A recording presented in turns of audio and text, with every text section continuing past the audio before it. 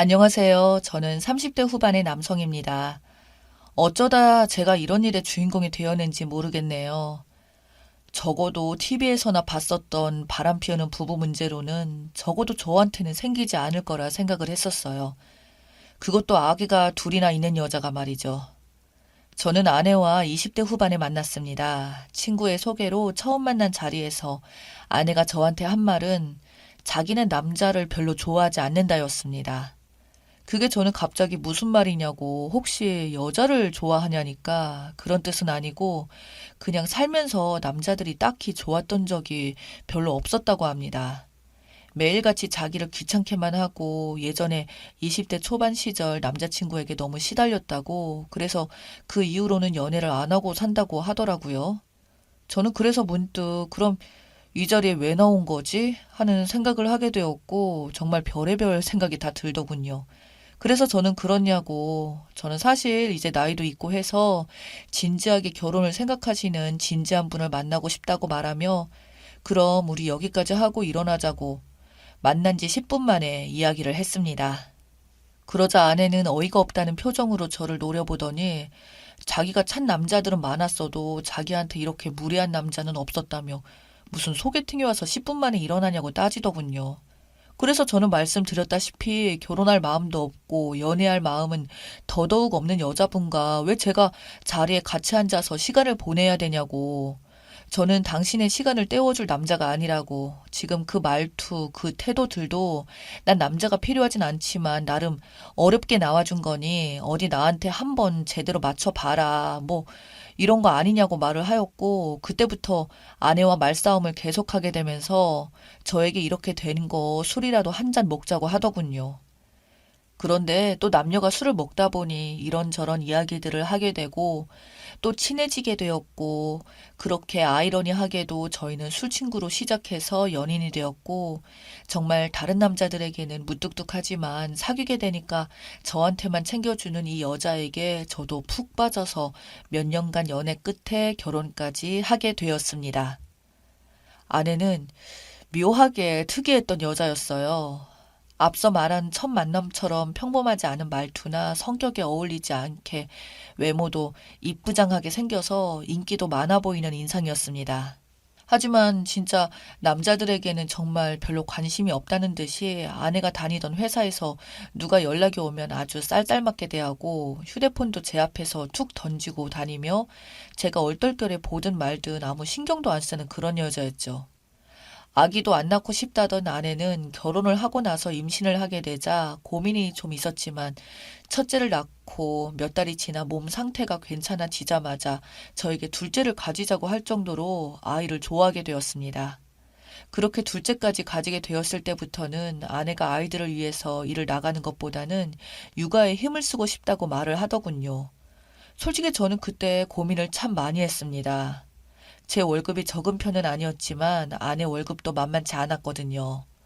아내는 월급을 벌어서 도우미 아주머니 불러서 쓸 거면 내가 낳은 아이들 내 손으로 직접 키워야 되지 않겠냐며 말을 하는데 막상 아내가 그만두면 그만큼 생활비의 돈이 절반으로 줄어드는 데다가 그 돈이 도우미 아주머니를 쓴다 해도 많이 남는 수준의 월급이었던지라 그 문제로 아내에게 돌려서 기분 안 나쁘게 이야기해봤지만 저희의 의견은 좁혀지지 않았고 결국 아내가 어느 날 돌보미 아줌마랑 육아 문제로 대판 싸운 이후로 저한테 말 한마디 상의 없이 집에 와서는 나 오늘 회사에 사표 내고 왔다고 하더군요. 잠시 저는 넋을 놓았지만 이미 회사에 사표를 냈다는데 어떻게 하겠습니까? 그리고 제가 하는 일이 진짜 해외 출장이 많습니다. 농담이 아니라 한 달에 한 번은 해외 출장을 갈 정도였거든요. 그래도 제가 출장을 가도 도우미 아주머니가 도움을 주셔서 그나마 괜찮았는데 이제 아내가 그만두면 돈이 모자라서 아주머니를 둘 수가 없는데 애들은 과연 아내가 어떻게 혼자 둘이서 돌볼지 걱정이 되더라고요. 그렇게 우려 반 염려 반으로 약 1년의 생활을 시작했는데 아니나 다를까 아내가 어느 날부터 너무 힘들다, 미칠 것 같다는 말들을 계속 저에게 반복적으로 하더군요. 저도 출장이 많다 보니 출장이 없을 때는 진짜 집에 퇴근하고 와서 청소도 제가 도와주고 쓰레기 버리거나 빨래 걷는 것도 제가 대부분 도맡아서 하고 나름대로 아내의 눈치를 계속 보면서 도움을 주긴 했는데 아내는 집안에 있는 것 자체가 갑갑해 죽을 것 같다고 하더군요. 심지어 이제는 아이들도 점점 밉다는 말을 하는데 저는 그래서 아내에게 그러면 이제 와서 어떡하냐고 했더니 자신이 다시 그럼 회사에 취직을 하겠다고 합니다. 하지만 1년이나 쉬어버린 아내는 나이가 있는 데다가 취직이 어디 내 맘대로 구하기나 쉽겠습니까? 아내는 걱정 말라 하고 말하며 처음에는 기고만장해져서 어디든 자기가 가겠다고 하면 다시 받아줄 거라고 이래 봐도 예전에는 다른 회사에서 스카우트 은근 많이 받았다고 또한 저번에 회사에서 나올 때만 해도 그때 사장이 붙잡으면서 월급까지 올려주겠다고 말했었다며 호언장담을 했었지만 세상 일이 진짜 그렇게 만만할 리가 없죠. 아내의 말과는 달리 아내를 받아주는 곳은 결국 아무것도 없었습니다. 그동안 저희 본가에서 애들을 돌봐주시고는 했는데 아내는 구직 활동한다고 하곤 3개월 동안 마땅한 소식도 없이 매일같이 그냥 아침에 집을 나가버리더군요. 나중에는 저희 엄마가 저한테 말하기를 대체 며느리는 취직한 것도 아닌데 어딜 저렇게 아침마다 나가냐며 저한테 화를 내실 지경이라 저도 참다가 아내에게 넌지시 말하기를 취직 안 되면 그냥 예전처럼 아이들 돌보면 안 되겠냐고. 우리 엄마도 잠시 몇 주만 돌봐주신다고 해서 온 건데 이게 몇 달이 되니까 불편해 하신다고 했더니 아내는 저에게 쌍심지를 키면서 소리를 지르며 당신도 나 지금 취직 못한다고 무시하는 거냐며 시댁까지 이러니까 자기가 뭘 할 수 있냐고 승질을 내더군요. 결국 저희 어머니를 돌려보내고 돌봄의 아줌마를 쓰게 되었는데 진짜 아이들 학원이나 활동하던 것도 대부분 끊을 수밖에 없었습니다. 아내는 그럴수록 더욱 밖으로 나돌며 취업 스터디다 뭐다 하며 집에 들어오는 것도 싫어하더군요. 결국 큰 문제로 싸움까지 가게 되었습니다. 저는 아내에게 도대체 집에서 아내와 엄마로서 하는 게 뭐가 있냐고 우리 아이들을 위해서 잘 다니던 회사 때려치우고는 육아에 전념했었다가 이제는 취직한다고 몇 달을 돌아다니는데 소식은 없고 심지어 이제는 이것도 저것도 아니고 아이들 싹 다 내팽겨치고 요즘 도대체 뭐하고 다니냐고 하니까 그때서야 아내는 보험이라도 하겠다고 하더군요. 자기가 또 영업 하나는 자신이 있다면서 인맥들도 아직 많고 이런 소리를 하길래 그거에서 얼마나 벌겠다고 말하니 두고 보라며 자기가 영업 뛰기 시작하면 보험왕은 시간 문제라며 웃는 겁니다. 그래서 두어 달만 도전해보고 아니다 싶으면 그땐 진짜 아이들만을 위해서 육아에 다시 신경 써달라고 말했습니다. 그러던 와중에 제가 회사에 또 출장으로 유럽으로 가게 되었습니다. 아내는 출장 가는 기간만이라도 애들이랑 있어달라고 했더니 아내는 잠시 고민 좀 하더니 알겠다고 하더군요. 그렇게 저는 외국에 출장을 다녀왔는데 저희 갓난쟁이가 이제 3살이라 말을 좀 어설프게는 할 줄 압니다. 저보고 삼촌 언제 와 삼촌 이러는데 삼촌이라니요. 아내는 외동이고 저도 외동이라 삼촌이 있을 수가 없는데 그래서 저는 무슨 삼촌? 어디서 봤어? 라고 하니까 우리 집에서 라고 말을 하길래 저는 아내에게 물어봤더니 아내는 당황한 표정으로 수리기사가 왔다 갔다 하더군요. 저는 그래서 뭘 수리했냐고 물어보니 순간 당황하며 말을 계속 더듬던 아내. 저는 평소 봤던 아내 모습이 아닌 횡설수설하는 아내를 봤습니다. 직감적으로 불안함이 느껴지더군요. 바로 바람을 피우고 있다는 것을요. 남자를 집안으로 데려왔던 겁니다. 이 여자가 저 없는 출장 기간 동안 그놈이랑 같이 먹고 자면서요. 저는 순간 분노에 치밀어 올라 따지기 시작했더니 아내는 자기가 위로받지 못한다는 생각이 들었다고 근데 그 남자는 자기를 한 아이의 엄마가 아니라 여자로 봐준다면서 말을 하며 자기가 잘했다는 듯이 말을 하는데 저는 너무 화가 나서 그만 아내의 뺨을 때리게 되었습니다. 뺨 맞은 아내는 아무리 화가 났어도 자기 이렇게 때릴 줄 몰랐다며 바로 짐을 싸서 그대로 친정으로 가버리더군요. 참 길고 긴 타국에서 출장 끝에 돌아왔더니 글쎄 저에게 돌아온 것은 바람 피운 아내라니. 정말 제가 누구를 위해서 이렇게 일하고 있는 건지 도대체 무엇 때문에 내가 이러고 사는 건지 너무 허탈하더군요. 저는 그 이후로 저희 부모님께 말씀드려서 아내와 싸웠다고 말만 하고는 아이들을 또다시 부탁드리며 회사를 다니고 있는데 갑자기 경찰서에서 저에게 전화가 오더군요. 아내가 저를 고소했다고요. 자기를 때렸고 항상 집에서 못 살게 하고 욕설에 바람도 피우고 아주 이야기만 들으면 세상에서 둘도 없는 쓰레기를 만들어 놨습니다. 제가 경찰서에 갔다는 이야기에 저희 집에서도 깜짝 놀라서 왔고 저는 진술을 다 했습니다. 그런 일들은 애초에 없었고 오히려 역으로 저는 아내에게 당하고만 살았다고 말했습니다. 경찰서에 온 저희 부모님도 모든 자초지종을 알게 되었고 장인어른과 장모님은 찰떡같이 자기 딸의 말만 믿고는 제가 나쁜 놈이라고 주장하는데 개판도 그런 개판이 없었습니다. 딱 봐도 들통나 보일 거짓말에 처가 식구들까지 제 탓을 하니 이 인간들 장난 아니더군요. 그래도 아내 거짓말들이 어디 통하나요?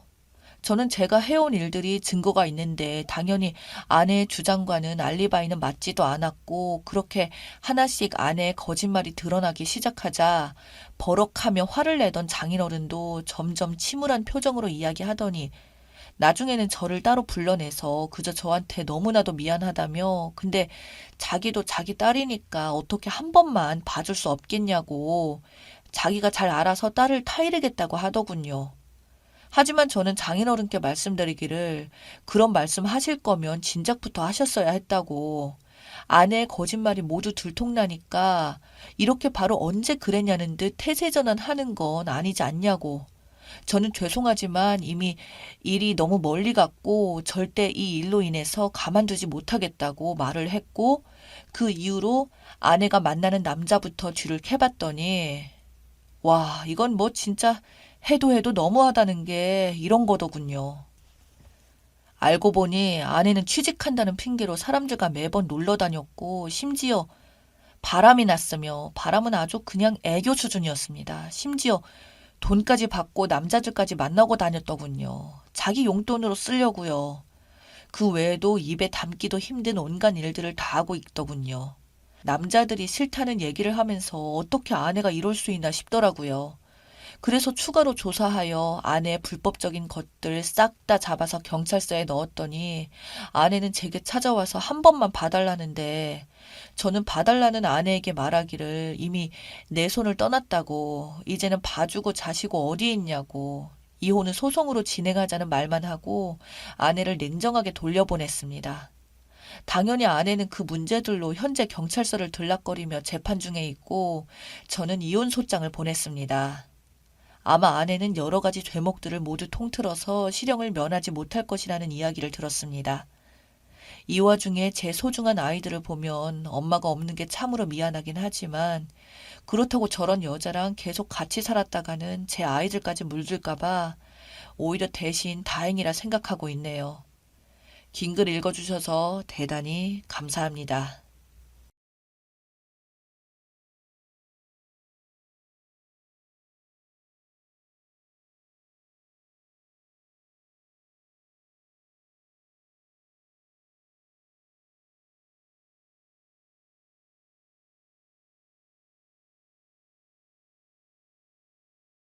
한참 결혼 준비로 바쁘던 30대 남자입니다.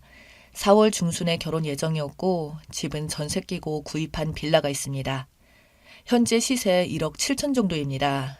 같은 회사에서 한 살 많은 여자친구를 만나 사귀다가 3년 만에 결혼을 하게 되었는데 여자네 집에서도 크게 뭐라고 하시지 않고 순조롭게 진행이 되는 듯 했습니다.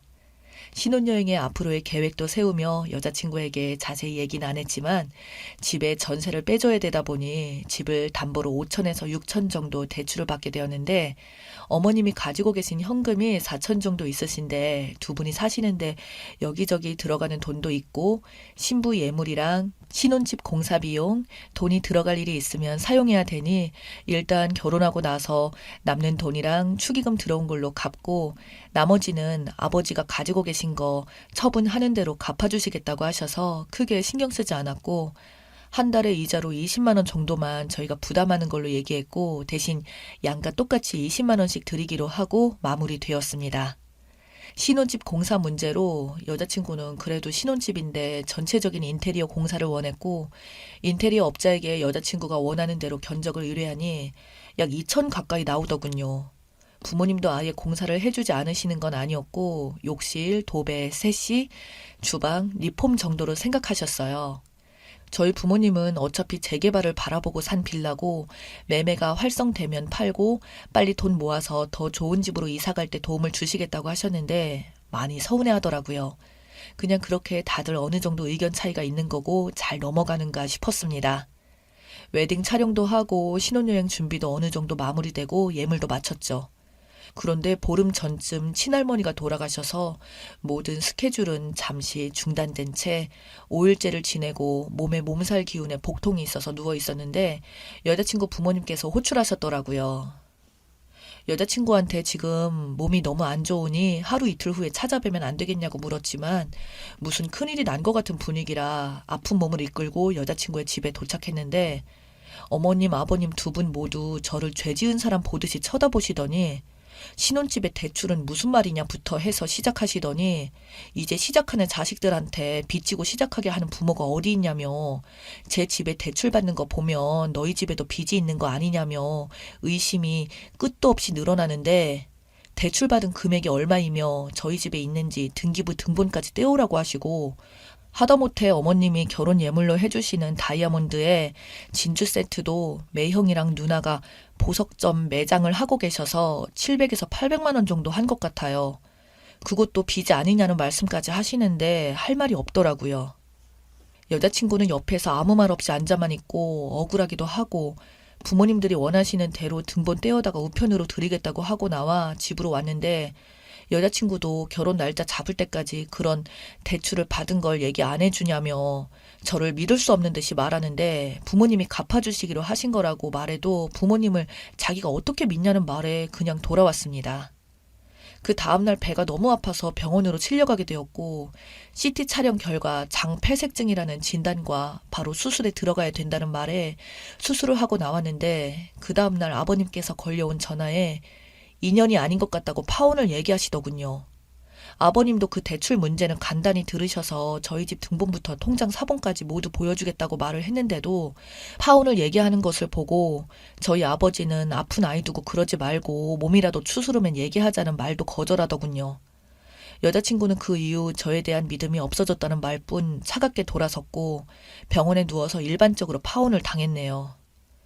참고로 대출부터 집 공사 모두 부모님께 신세를 지게 된 건 이제까지 모아놓은 돈을 집 사는 데 쏟아부은 터라 현재 가진 돈이 1,000만 원 안팎뿐이네요.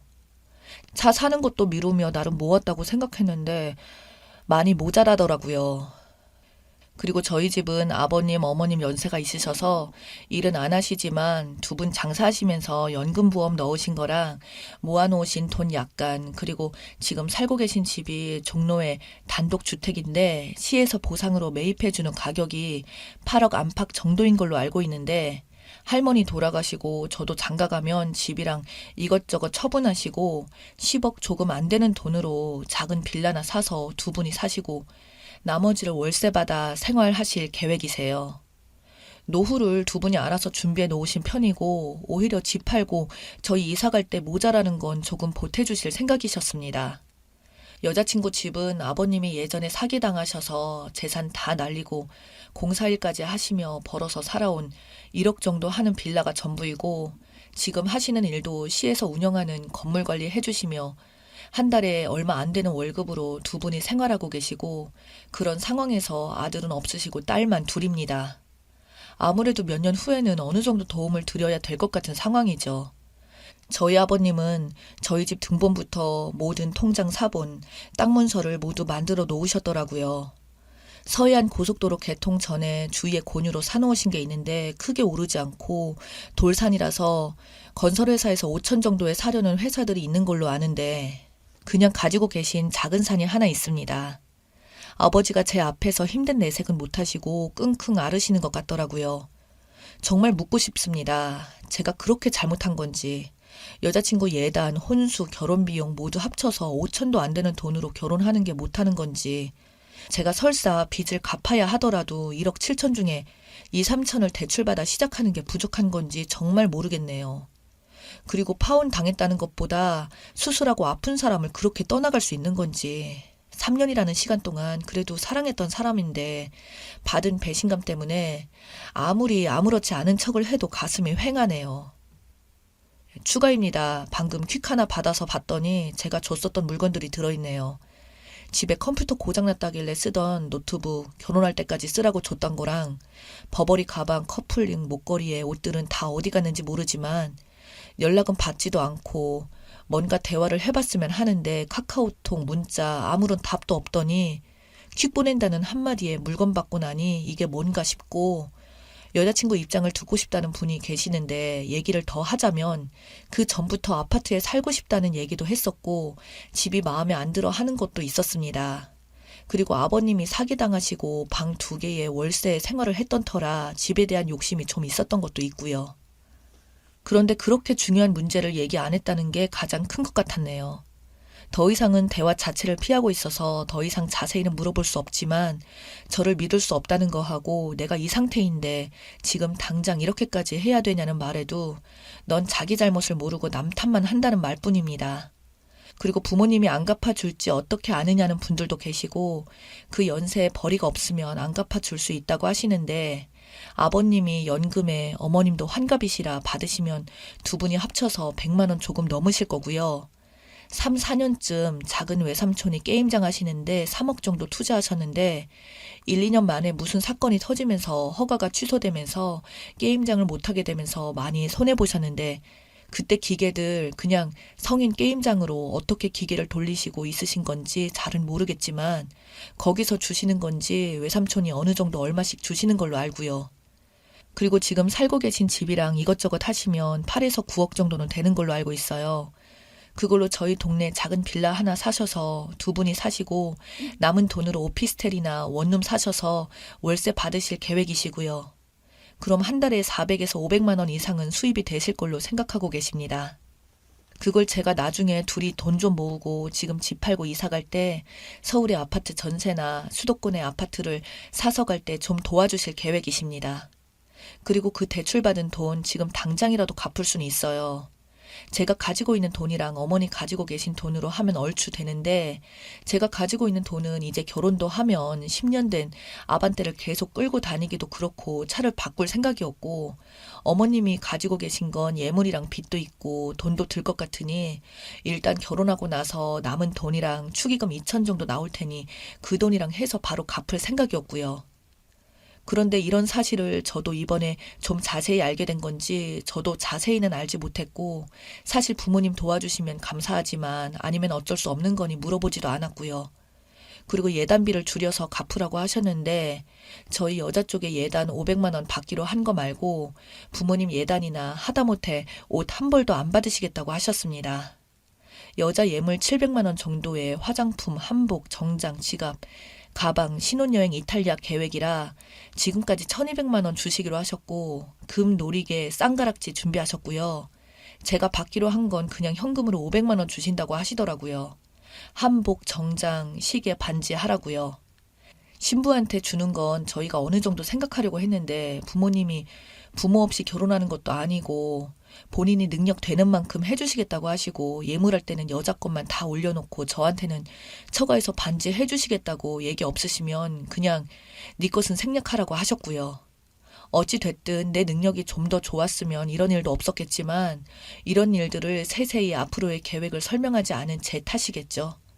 뭐 일단 퇴원도 했고 몸 추스르고 부모님이랑 얘기도 많이 했는데 제 마음대로 술이라도 먹었으면 전화를 해서 뭐라고 했을지 모르겠지만 병원에서 열흘 입원해 있으면서 술은커녕 꼼짝 못하고 생각 정리했더니 남들은 참 쿨하다고 할 정도로 마음 정리가 어느 정도 되더라고요.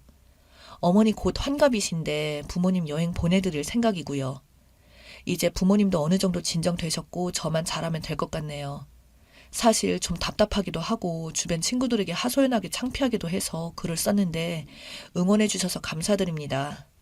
혹시 뭔가 후기라고 적을 게 생기면 다시 글 올리겠습니다. 추가 후기입니다. 병상에서 매정하게 파혼당하고 담담한 일상을 살고 있는데요. 지난번 저희 아버지께서 그래도 알릴 건 알려야 된다고 하셨잖아요. 유치하게 지금 와서 뭘 그걸 알리냐 싶어서 묻어둔 재산 내역이 어찌어찌 신부의 귀까지 들어가게 된 듯 합니다. 그래서일까요? 파혼 선언을 하고 잠적했던 전 여자친구가 저를 찾아왔습니다. 갑자기 괜찮냐고 죽을 싸오고 도시락을 싸오고 저는 처음에 왜 이러냐, 우리 끝난 사이라고 하니 자기가 다시 생각해보니 만난 지 벌써 3년이나 되었고 감정 정리가 안 되고 자기가 부모님 설득시키겠다고 하는 겁니다. 다시 결혼을 추진하자고요. 그러면서 하는 말이 빚이 많지 않으니 그 정도 빚은 자기가 감당할 수 있다고 하면서 먼저 빚 얘기를 꺼내더군요. 그래서 제가 그랬죠. 내가 아픈 상태에서 갑자기 파혼당한 것도 그 빚 때문인데 그냥 아무것도 아닌 건 아닌 것 같다. 난 이번 중에 이미 마음 정리가 끝났고 우리는 여기까지였던 것 같다고 말하고 조용히 끝내자고 말했습니다. 제가 비록 큰 상처를 받았지만 더 이상 그 상처를 후벼파고 싶지 않았습니다. 그런데 그것 또한 제 생각일 뿐이었네요. 생각할 시간도 없이 일반적인 파혼 선언을 하고 그렇게 떠난 사람이 이제는 결혼하자고 하는데 차갑게 식은 마음이 이미 정리된 상태인데 전 여자친구 부모님까지 나서서 협박식으로 자기 딸님이 3년이나 사귀면서 할 거 안 할 거 다 한 애인이 책임지라고 나오는데 그나마 남아있던 정까지 다 떨어졌습니다. 결혼 안 하고 책임 안 지면 경찰에 고소한다느니 뭐니 개소리를 해서 결국은 저희 부모님까지 나서서 고소해라. 변호사로 대응한다는 소리까지 나오고 큰 소리가 났었네요. 전 여자친구는 울면서 왜 처음부터 부모님 재산 상세 내역을 밝히지 않았느냐. 처음부터 말했더라면 파혼하지 않았을 거라고 끝까지 저를 원망하더라고요.